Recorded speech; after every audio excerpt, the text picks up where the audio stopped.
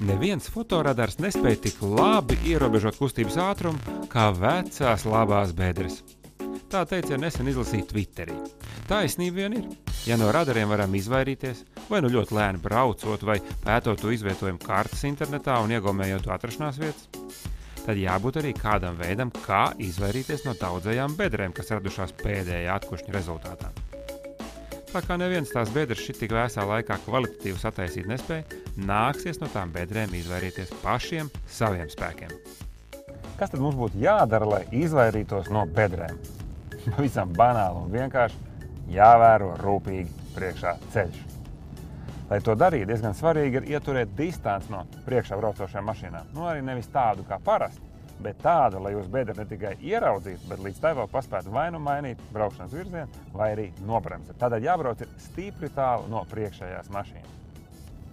Otra lieta, kas ir ļoti svarīga, rūpīgi jāvēro, ko dara priekšā braucošais automobils. Ja nu tas pēkšņi nez kādu iemeslu dēļ maina trajektoriju, vai tas pēkšņi uzsit pa bremzēm, vai arī vienkārši nokratās, ir skaidrs, ka viņam ir kāda darīšana ar bedrēm. Tad ap to pašu vietu arī jums jāsāk rūpīgi skatīties uz ceļa segumu, ļoti iespējams, tur ir bedre. Nākamais, kas būtu jānoskaidro, kur tās sasodītās bedres mēdz atrasties visbiežāk. To mēs varam izsecināt, ja zinām, kas tās rada. Bedres rodas, kad atkušņa laikā asfalta plaisās nonāk ūdens, un mašīnām braucot pāri plaisai rodas hidrotrieciens, kas katru reizi izsit plaisu lielāku. Labvēlīgos apstākļos bedres veidojas dažu stundu laikā. Tā kā ja no rīta braucāt un tās vēl nebija, tas nenozīmē, ka vakarā arī nebūs. Esiet uzmanīgi visu laiku, sevišķi tumsā. Smagās mašīnas bedres veido daudz sekmīgāk kā vieglās. Ja mēs šo patiesību atceramies, tad mums no bedrēm izvairīties ir vieglāk. Nebraucam tur, kur smagās mašīnas. Tas nozīmē, nebraucam risēs. Tās ir tipiski smago pārvietošanās līnijas. Un nebraucam pirmajā joslā, jo katrs tak saprot, ka smagie visbiežāk zibina pa pirmo joslu. Tātad nedaudz ārā no risēm un ne pirmajā joslā.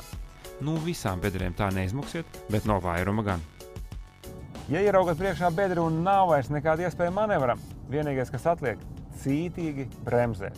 Bet bremzējiet līdz bedrei un pirms pašas bedres bremzes atlaidiet. Tā būs daudz labāk mašīnas veselībai.